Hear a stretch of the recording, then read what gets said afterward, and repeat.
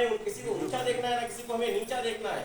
सारे लोग एक हैं, ना ही हमें कपड़े का मिलान करना है, ना ही हमें भोजन का मिलान करना है। अरे अपनी अपनी व्यवस्थाएं, हम घर से क्या लेके आते हैं, क्या खाते हैं, अगर हमारी सहजता होगी तो हम ऑफर करेंगे, आप आ जाइए। अगर नहीं मिलता हो तो आप अकेले खा लीजिए, अकेले अकेले बैठ लीजिए, अकेले देख लीजिए। लेकिन ऐसा नहीं होता है। अगर विद्यालय एक परिवार की तरह होता है, अगर परिवार में 2 भाई 3 भाई 4 भाई होते हैं, भले ही अलग हो जाए, लेकिन अगर सुख दुख में एक साथ नहीं खड़े होंगे तो परिवार नहीं चलता है। अगर विद्यालय में हम सुख दुख में एक दूसरे का सहयोग में नहीं खड़े होंगे तो वो विद्यालय नहीं चलता है।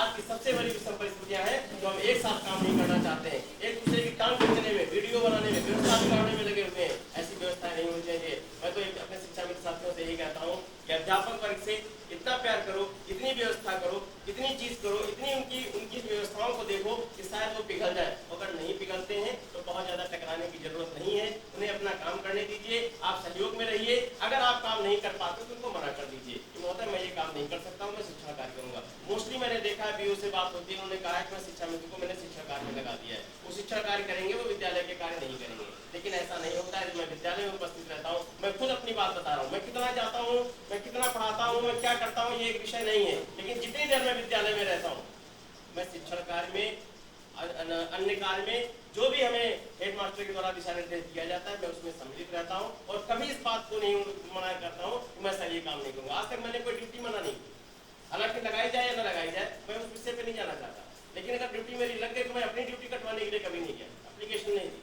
इसमें कोई महानता नहीं, बस ये है कि मैं एक कर्मचारी हूँ। देखिए, संगठन का जिला अध्यक्ष, प्रदेश सचिव, फला फला होने के पहले मैं एक कर्मचारी हूँ। मेरे भी खाते में हर महीने 10,000 रुपये आता है। तो 10,000 रुपये के काम तो मुझे करना ही करना है। और मुझे अधिकारी की नजरों में ये नहीं रहना कि अच्छा ये नेता ये काम नहीं करना चाहते, जब ये करना नहीं चाहते तो ये 3,000 लोगों को बरगलाने का काम करेंगे, इसलिए इनकी ड्यूटी लगा दूं। आज जैसी जैसी स्थितियां आती है मैं काम कर लेता हूँ।